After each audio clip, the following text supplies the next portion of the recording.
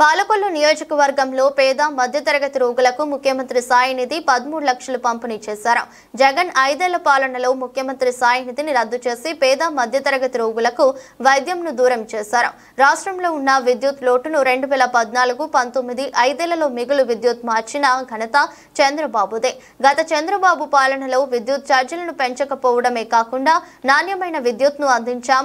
జగన్ 5 ఏళ్ల పాలనలో సంపద సృష్టించి ఉంటే 9 సార్లు విద్యుత్ ఛార్జీలను పెంచడంతో పాటు సర్ ఛార్జీల భారం ఎందుకు మోపవలసి వచ్చింది? జగన్ పాలనలో 18,000 కోట్లు డిస్కాంల బకాయి భారం అయిన వారసత్వంగా ఈ రోజు ప్రజల మీద భారం పడుతుంది. భారం పడడం అంటే సంపద సృష్టించడమేనా? ఆర్థిక నేరాలలో ఆంధ్రప్రదేశ్ నుంచి అంతర్జాతీయ స్థాయికి తీసుకువెళ్లిన గనుడు జగన్ అని నిమ్మల రామానాయుడు మండిపడ్డారు.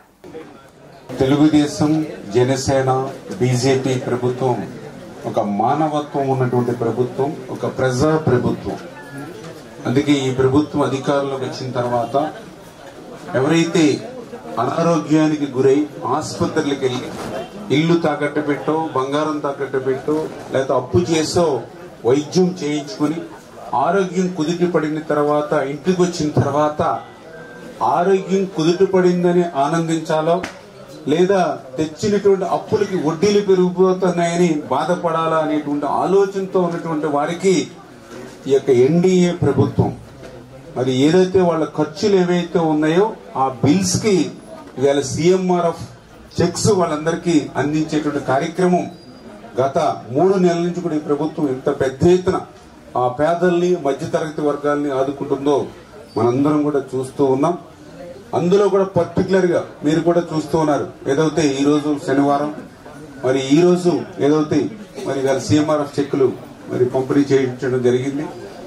ఇదే శనివారం, గత శనివారం అంటే వారం రోజులు తిరగకుండానే మళ్ళీ ఈ రోజు CMRF చెక్కులు పంపిణీ చేస్తున్నాం అని అంటే ఇట్లా వారం పేదవాళ్ళు, మధ్యతరగతి వాళ్ళని ఆదుకుంటున్నామని అంటే ఈ యొక్క ప్రభుత్వం ఎంత కృతనిశ్చయంతో వాళ్ళ ఆరోగ్యం కోసం పనిచేస్తుందో అదే ఒక ఉదాహరణ అనే విషయాన్ని కూడా సందర్భంగా తెలియజేసుకుంటూ, అదేవిధంగా ఏదైతే మొన్ననే మరి వాళ్ళకి హార్ట్ కి సంబంధించిన ఇబ్బంది వస్తాయి 13,50,000 రూపాయలు మరి వాళ్ళకి ఎస్టిమేషన్ వేస్తే ఒక బలహీన వర్గాల బిడ్డ పని చేయించుకునేటువంటి పరిస్థితి లేదు, ఖర్చు పెట్టేటువంటి స్తోమత లేదు.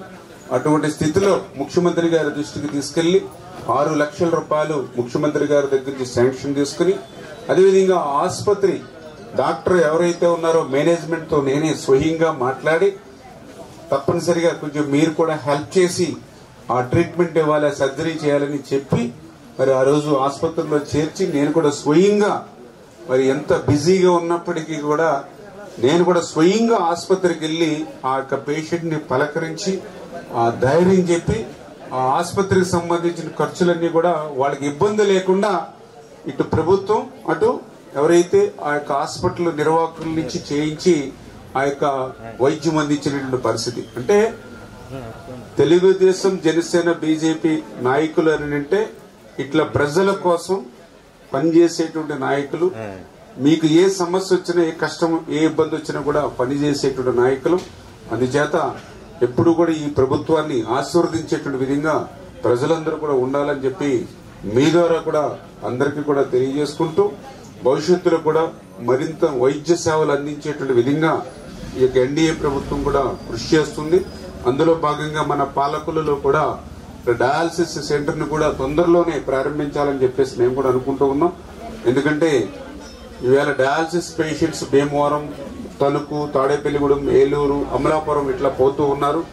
అవి కూడా స్లాట్ నైట్ 2, 3, 4 గంటలకు వస్తూ ఉంటే ఆ టైంలో పేషెంట్స్ వెళ్ళలేనిటువంటి పరిస్థితి, వెళ్తే ఒక రోజంతా కూడా అక్కడ మళ్ళీ హోటల్లో ఉండి వెయిట్ చేసేటువంటి పరిస్థితి.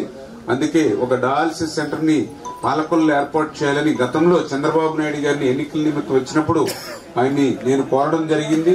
ఈవేళ అధికారంలోకి వచ్చిన తర్వాత ఇచ్చినటువంటి మాటను ఒక్కొక్కటి నిలబెట్టుకుంటూ మొన్న 2 డయాలసిస్ సెంటర్లు శాంక్షన్ అవుతే ఆంధ్రప్రదేశ్ రాష్ట్రంలో, ఒకటి వైద్య ఆరోగ్య శాఖ మంత్రి సత్యకుమార్ గారు నియోజకవర్గం ధర్మవరం, రెండవది మన పాలకొల్లు నియోజకవర్గం.